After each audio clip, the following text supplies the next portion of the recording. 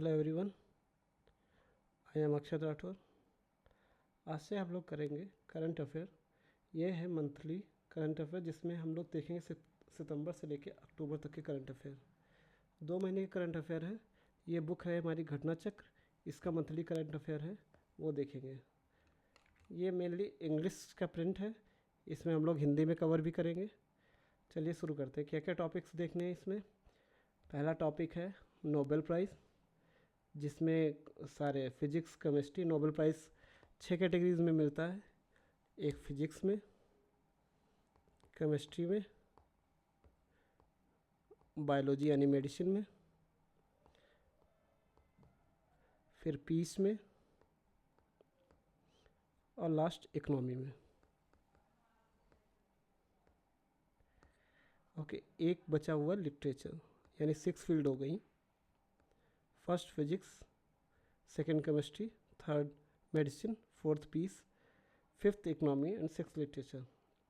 इसके बाद अगला है नेशनल अफेयर्स का स्वच्छ वायु सर्वेक्षण अभियान अवार्ड। ये 2024 इसमें आया हुआ है।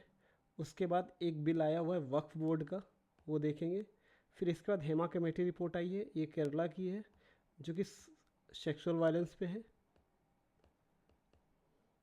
और अभी 5 डिस्ट्रिक्ट लद्दाख में बनी हैं, उनके बारे में देखेंगे।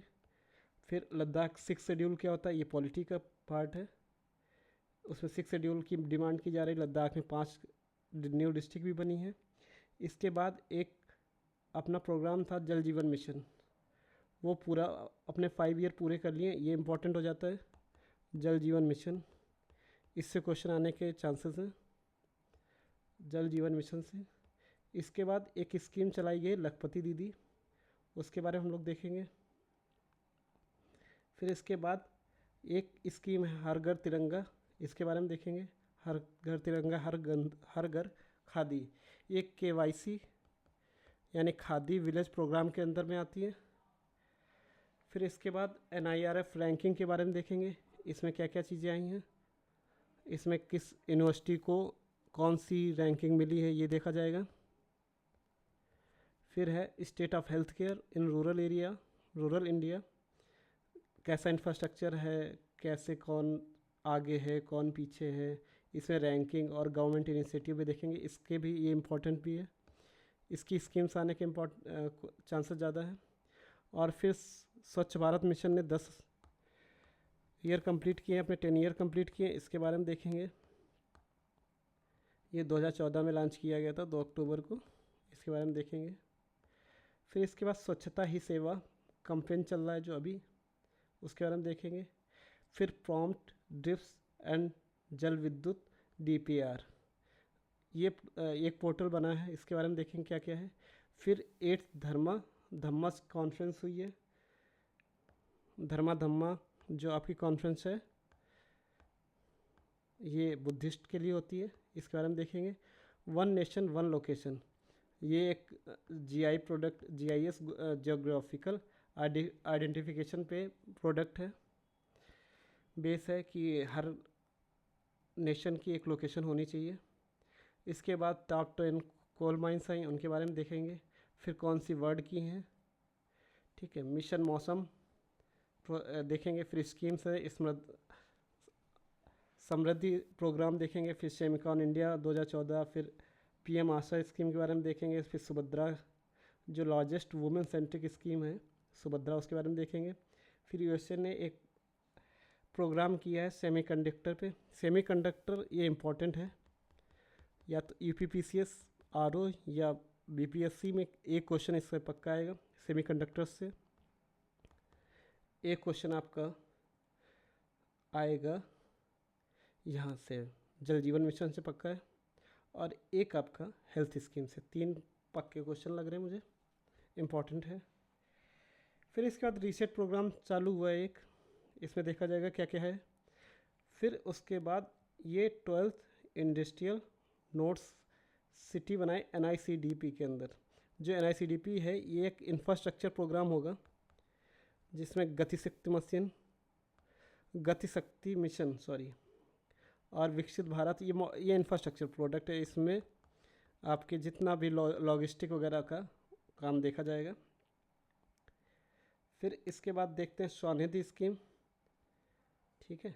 फिर इधर आ जाते हैं ज्योग्राफी में, एक टाइफून आया है यागी हिट, जो आपका साउथ इंडिया में आया है।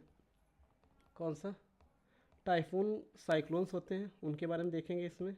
डिफरेंट साइक्लोन किस एरिया में क्या बोले जाते हैं, जैसे अपने यहाँ चक्रवात बोला जाता है, साइक्लोन बोला जाता है, कहीं ये टाइफून्स बोले जाते हैं, कहीं कुछ बोला जाता है। इनके नाम सारे देखेंगे कौन किस एरिया में, ये इंपॉर्टेंट है,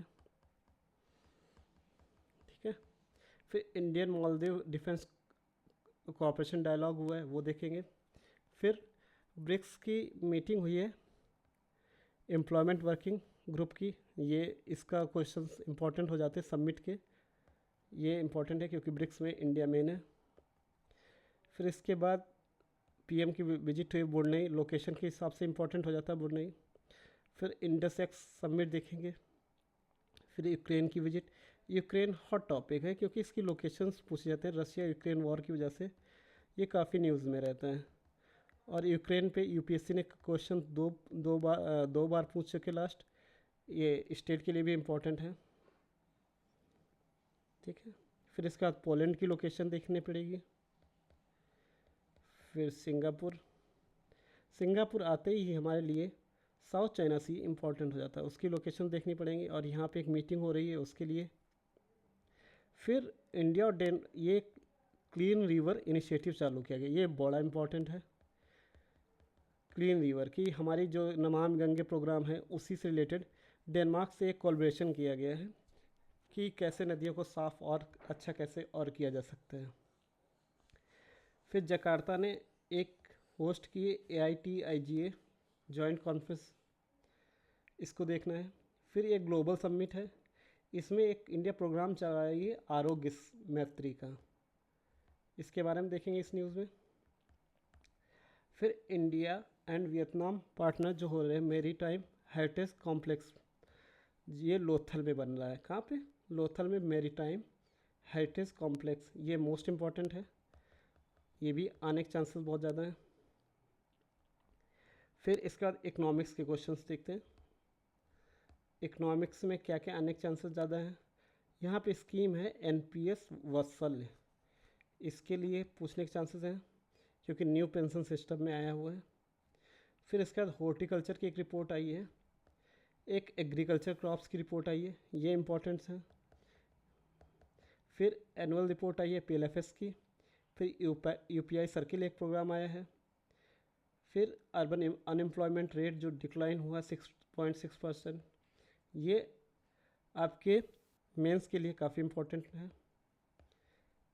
फिर इसके बाद देखते हैं इंडो पैसिफिक इकोनॉमिक फ्रेमवर्क, इसके बारे में, इस समिट के बारे में देखेंगे। फिर यहाँ पे SCR चेन के बारे में देखा जाएगा, सप्लाई चेन इनिशिएटिव जो आपका है, इसमें देखना क्या है। फिर यहाँ पे सेमीकंडक्टर प्रोग्राम की फिर से बात की गई।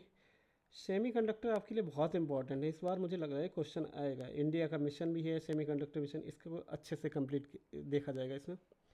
फिर 4th एडिशन हुआ है किसका, ग्लोबल बायो इंडिया का, ठीक है। फिर सेमीकंडक्टर फिर से आया हुआ है कि असम में क्या क्या फैसिलिटीज़ डेवलप की गई हैं। फिर एक हाई स्पीड कॉरिडोर बनाया जा रहा है आपका VVV मॉडल पे, उसके बारे में देखेंगे। ये नेशनल हाईवे के क्वेश्चन एक आते रहते हैं यहाँ पे, ये भी काफ़ी इम्पोर्टेंट है। फिर इसके बाद NSO की एक रिपोर्ट आई है, मैन एंड वुमेन रिपोर्ट, इसके बारे में देखेंगे। फिर मॉनेटरी पॉलिसी कमेटी की मीटिंग हुई है, ये इतना इम्पोर्टेंट नहीं है। Free green tube transition programme, ये भी देखेंगे। इसके बाद देखते हैं और क्या क्या चीज़ें आई हैं। इतना हमारे पास आज का इस मंथ का करंट अफेयर है जिनको हम लोग देखेंगे। चलिए शुरू करते हैं।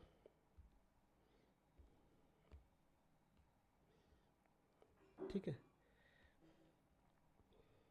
पहला नोबेल प्राइज़ देखते हैं। नोबेल प्राइज़ आपके फिजिक्स में मिला है जॉन हाफील्ड जॉफ्री ही हिंटन को, और ये आर्टिफिशियल न्यूरल नेटवर्क पे मिला है, आर्टिफिशियल न्यूरल नेटवर्क, ये काफ़ी इम्पोर्टेंट है। ये आजकल की कंप्यूटर टेक्नोलॉजी में इम्पोर्टेंट है, जिसमें आप कोई ब्रेन मैपिंग करते हैं, या जो आर्टिफिशियल इंटेलिजेंस में ब्रेन मैपिंग हो गया, ठीक है, या कोई आप जैसे IoT आपने एक वर्ड सुना होगा, उसमें काफ़ी इम्पोर्टेंट रोल प्ले करता है। ये कोई आर्टिफिशियल न्यूरल नेटवर्क क्या होता है, ये आपके जो स्टेप्स होते हैं, कैसे एक ह्यूमन सोचता है उसी तरीके से आर्टिफिशियल एक नेटवर्क बनाता है, चेन ऑफ क्वेश्चंस की बनाता है, जिस हिसाब से कैसे आप रिस्पॉन्ड करेगा, रिस्पॉन्स चेन बनाता है, जो रिस्पॉन्सेज होते हैं उसके बेस पे आपके डिसीजन लेता है। ये काफ़ी ज़्यादा इम्पोर्टेंट हो जाता है आजकल की टेक्नोलॉजी के हिसाब से, ठीक है। इसमें आपको केवल याद रखना है कि फिजिक्स के लिए किस फील्ड में मिला है, आर्टिफिशियल न्यूरल नेटवर्क में, और किस फील्ड का है project, artificial neural network and machine learning का, ठीक है। हाँ, इसके बाद हमने 6 कैटेगरीज बताई थी, physics, chemistry, physiology and medicine, literature, peace and economic sciences, ठीक है।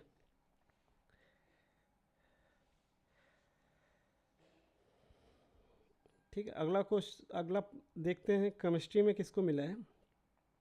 जॉफ्री ई हिंटन का जो काम था, सॉरी ये फिजिक्स में ही देखते हैं कि इन्होंने मशीन पे ही काम किया था। चलिए, इसमें केमिस्ट्री में मिला है डेविड बेकर को।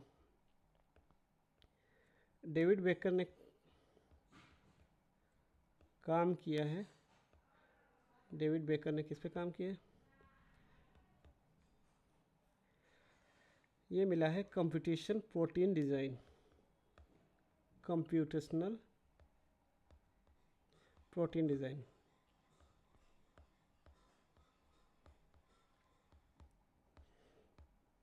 इसके बारे में ज़्यादा नहीं देखते हैं, फिलहाल देखते थे कंप्यूटेशनल प्रोटीन डिज़ाइन क्या होती है, इसके बारे में एक बार देख लेते हैं ऊपर ही ऊपर, ज़्यादा अंदर जाने की कोशिश नहीं करते हैं। जिसमें प्रोटीन फोल्डिंग प्रॉब्लम होती है कि कैसे दो प्रोटीन जो होते हैं, अमीनो एसिड जो प्रोटीन में बेसिकली अमीनो एसिड पे ही वर्क करता है, ये याद रखिएगा। प्रोटीन जो होता है आपका अमीनो एसिड पे वर्क करता है, या इसी का स्ट्रक्चर होता है। इसमें ज़्यादा कुछ देखने की ज़रूरत है नहीं फ़िलहाल, इससे क्वेश्चन और बनने के चांसेस भी नहीं हैं। फिर इसके बाद फिजियोलॉजी यानी मेडिसिन यानी बायोलॉजी में देखते हैं किसको मिला है, ये मिला है आपके विक्टर एम्ब्रोस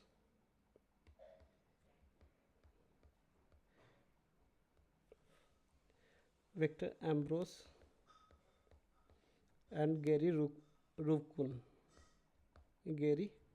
रूबकुन को। किस लिए? माइक्रो आरएनए की लीडिंग में। माइक्रो आरएनए समझते हैं आप लोग? आपके डीएनए आरएनए होते हैं, उसी में माइक्रो आरएनए होता है, जो आरएनए का और छोटा पार्ट है। इसमें इन्होंने देखा है कि इसके दो म्यूटेंट मिले हैं।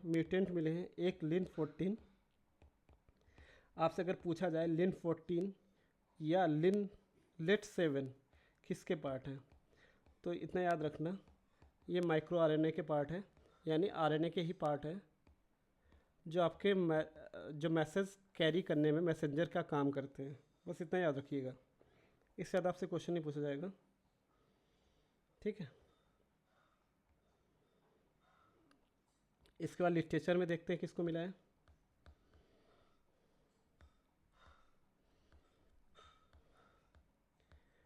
लिटरेचर में नोबल मिला है Hong Kong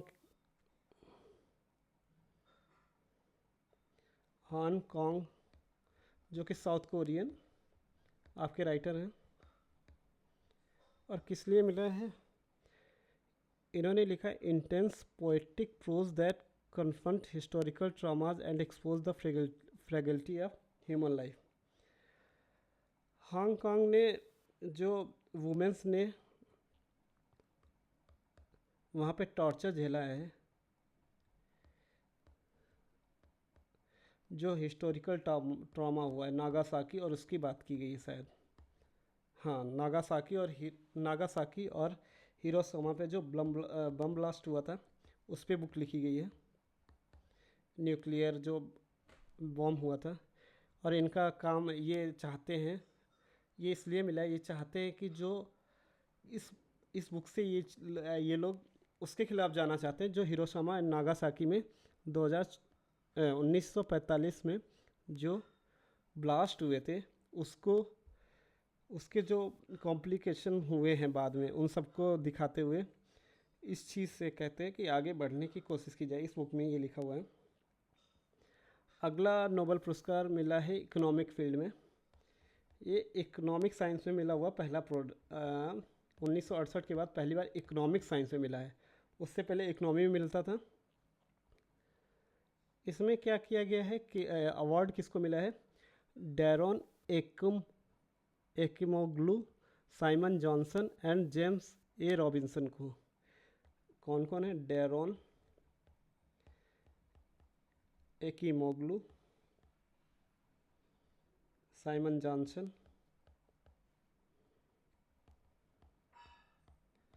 and James A Robinson को।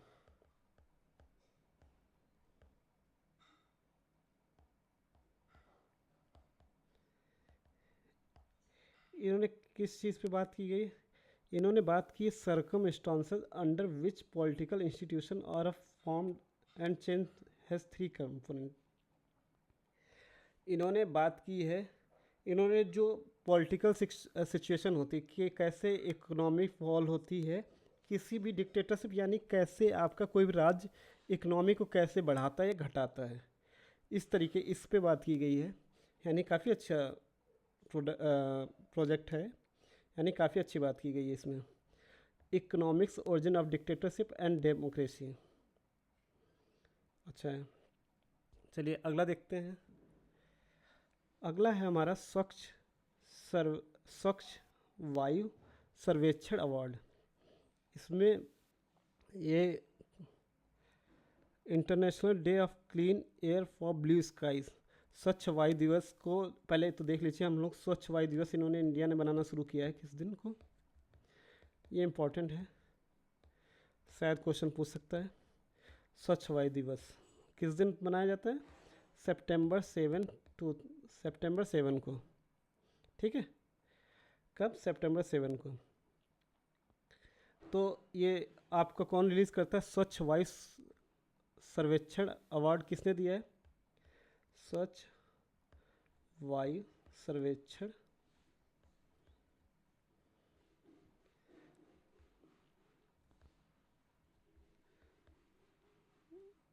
अवार्ड दिया है ministry of environment forest and climate change ने। ठीक है, MOEFCC। ठीक है, इन्होंने टॉप 3 परफॉर्मिंग सिटी में सबसे ऊपर रखा है गुजरात को। पहली कैटेगरी 3 कैटेगरीज में बनाया गया, कैटेगरी 1, 2, 3।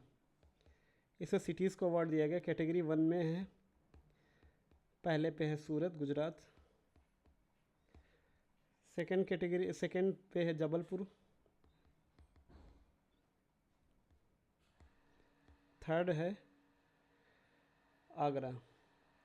ये कैटेगरी 1 जो होती है ये 10 लाख से ऊपर पॉपुलेशन वाले जो सिटीज़ हैं उनके लिए बात की गई है। कैटेगरीज 2 होगी जिसमें शायद 3 लाख से 10 लाख, या हाँ 3 लाख से 10 लाख की बात की गई है, 3 लाख से 10 लाख तक की। ठीक है, और इसमें एबव 10 लाख। इसमें नंबर 1 पे है फिरोजाबाद उत्तर प्रदेश का, ये इम्पोर्टेंट है। ठीक, कैटेगरी 2 में फर्स्ट कौन है? फिरोजाबाद उत्तर प्रदेश का। सेकंड है अमरावती। थर्ड है झांसी यूपी का। फिर कैटेगरी थर्ड जो बिलो 3 लाख है, बिलो 3 लैक्स, ये इम्पोर्टेंट हो जाता है रायबरेली यूपी से, सेकंड नालगोड़ा तेलंगाना से, तीसरा नालागढ़ हिमाचल प्रदेश से।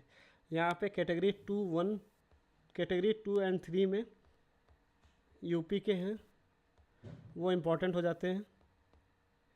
कौन कौन है? पहला फिरोजाबाद है कैटेगरी 2 में, और रायबरेली है कैटेगरी 3 में। ठीक है, ये याद रखिएगा, ये इम्पोर्टेंट है आपके लिए। First national clean city award भी दिया गया इसके तहत, जो आपका है, जो भुवनेश्वर में हुई थी। किस समिट में? सुमन गालम पंच महाभूतम। ठीक है, ये स्वच्छ सर्वे अवार्ड के अंदर आती है। इसमें लखनऊ को फर्स्ट अवार्ड दिया गया, प्रयागराज को सेकंड, वाराणसी को थर्ड कैटेगरी 1 में। किस में? कौन सा है ये? 2022 के अवार्ड है। 2022 के लिए इतना इम्पोर्टेंट नहीं है, 2024 के हम लोग देखते हैं। पहला सूरत है, दूसरा कैटेगरी 1 में पहला सूरत है, कैटेगरी 2 में फिरोजाबाद उत्तर प्रदेश का है, कैटेगरी 3 में रायबरेली है। ठीक है, अब यहाँ पे ये बात कर रहा है 2023 के लिए सर्वेक्षण अभियान, उसमें इंदौर पहला था, आगरा सेकंड था, थाने थर्ड था। इनके लिए ज़्यादा इम्पोर्टेंट नहीं है। ठीक है, आज के लिए इतना ही काफ़ी है। मिलते हैं अगले वीडियो में, तब तक के लिए बाय बाय।